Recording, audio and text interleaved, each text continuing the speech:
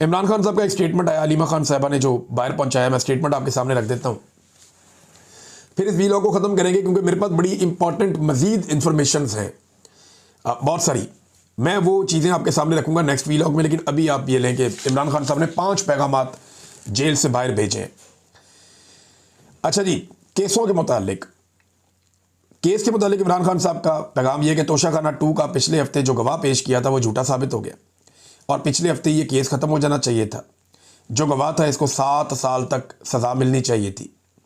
ये पूरा केस जिसकी गवाही पर मबनी था, वो बंदा जब झूठा साबित हो गया तो जज साहब ने वो केस ख़त्म ही नहीं किया।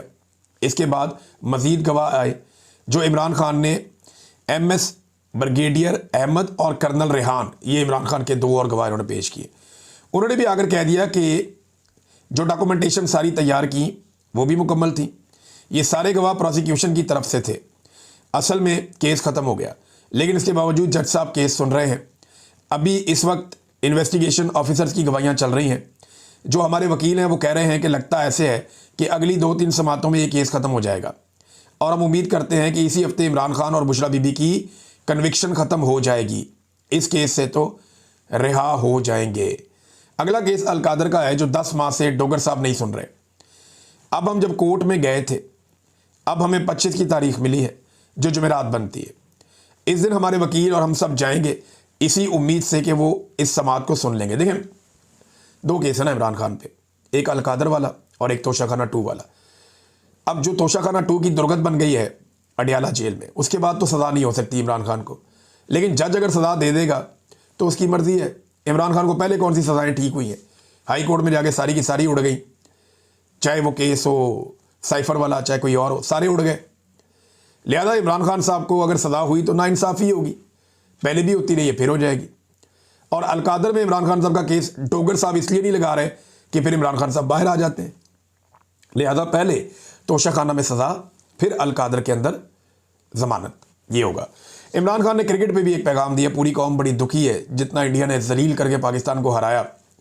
पाकिस्तान हालांकि इंडिया पे बड़ा हावी रहता था हमेशा, लेकिन यहाँ तो ऐसे बच्चों की तरह उन्होंने पाकिस्तान को ट्रीट किया है और मजाक उड़ा रहे थे वो लोग।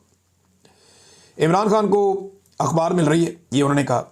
वो अखबार देख रहे थे, वो क्रिकेट के बारे में था। इमरान खान इस पर बड़े दुखी थे। उन्होंने कहा क्रिकेट एक चीज़ है जो पाकिस्तान में सबसे शौक से देखी जाती है। उनको बड़ा दुख हुआ। उन्होंने कहा कि पूरी टीम को अनस्टेबल कर दिया है मोहसिन नकवी ने। अक्टूबर 2021 में पाकिस्तान ने इंडिया को हराया था, यही पाकिस्तान की टीम थी, मजबूत थी, पुरएतमाद थी। अब उन्होंने कहा कि एक ही तरीका है मैच जीतने का, ओपनिंग बैट्समैन हो आसिम मुनीर और मोहसिन नकवी, अंपायर जो हों वो राजा सिकंदर सुल्तान, और दूसरी तरफ के अंपायर हों काजी फायद ईसा, और थर्ड अंपायर जो है वो डोगर साहब हो जो इमरान खान साहब का केस नहीं लगा रहे। ये एक तरीका है कि अब अगला मैच इसी तरीके से जीता जा सकता है।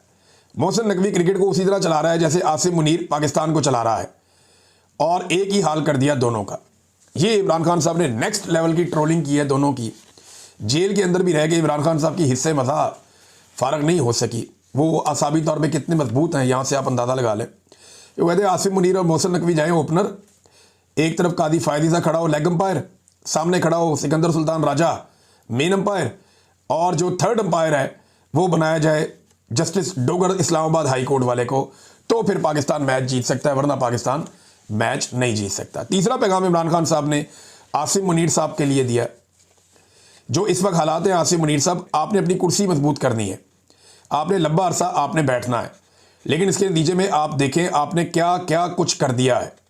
आपने सबसे पहले, मुझे 2/3 अक्सरियत मिली थी, पाकिस्तानियों ने PTI को वोट दिया था, आपने सबसे पहले पाकिस्तानियों का वोट चोरी किया, आपने सजा याफ्ता को मुल्क पर मुसल्लत कर दिया। मुशर्रफ के वक्त में मीडिया आज़ाद था, इस वक्त सबसे ज़्यादा चैनल्स आए। लोग मुशर्रफ के साथ इसलिए खड़े थे क्योंकि वो इन 2 पार्टियों के सरबराहों का एहतसाब कर रहा था। इस मैंडेट पर मुशर्रफ साहब आए थे, इसी के ऊपर उनको सपोर्ट मिली थी। उस वक्त आपने इन्हीं सजा याफ्ता को मुल्क पर मुसल्लत कर दिया है। फिर आप 26वीं तरमीम लेकर आए, इस दौरान आपने लोगों पर जो जुल्म किया। दूसरा, आपने अखलाकियात आप मज़ीद आहिस्ता आहिस्ता ख़त्म करते चले गए अखलाकियात भी।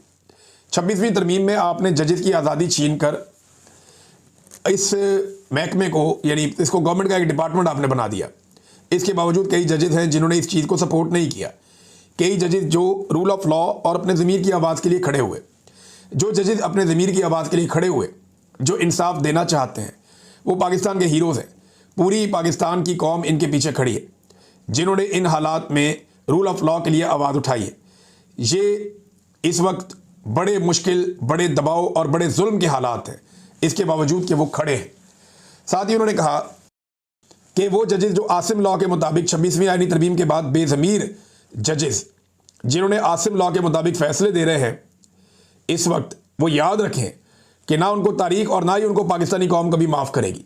27 सितंबर के लिए उन्होंने एक पैगाम दिया इमरान खान साहब ने पेशावर जलसे के लिए कि देखें, ये इसलिए आप सारे जमा होंगे कि जो इस वक्त पाकिस्तान में जुल्म हो रहा है, अगर आप इसके खिलाफ नहीं खड़े होंगे, आप रूल ऑफ लॉ के लिए नहीं खड़े होंगे, आप जमहूरियत के लिए नहीं खड़े होंगे, जो आज़ाद मीडिया के लिए नहीं खड़े होंगे, यही आपकी आवाज़ है। इनके ऊपर भी बहुत प्रेशर है, इसलिए आपने इन सब के लिए आपने निकलना है।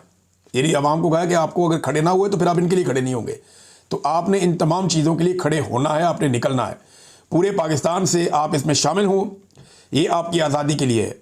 इसको कामयाब करना इसलिए ज़रूरी है कि आपको पता चले कि आप अकेले नहीं हैं और सब ने मिलकर इसको कामयाब करना है। अपनी पार्टी के लिए इमरान खान साहब ने पैगाम दिया आखिरी कि अली अमीन गंडापुर और जुनैद अकबर मिलकर इस जलसे को कामयाब करेंगे और इनके पीछे पूरी पार्टी इनको सपोर्ट करेगी। आप 3 साल से बातचीत कर रहे हैं एस्टेब्लिशमेंट के साथ, लेकिन जितना भी आप आगे बढ़ने की कोशिश करते हैं वो उल्टा आपको मज़ीद दबाने लगते हैं और जुल्म बढ़ता जाता है।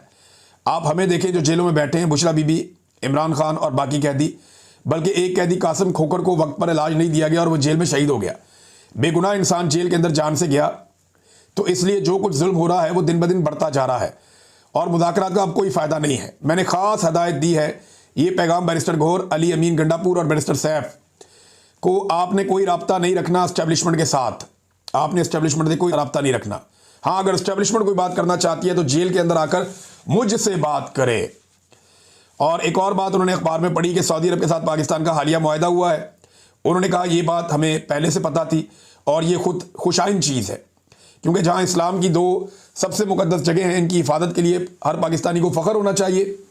जब हम इन 2 मुकद्दस मकामात की हिफाजत करेंगे तो ये बैनुल अक़वामी ताल्लुकात के लिहाज से भी एक मुस्बत पेशरफ्त होगी।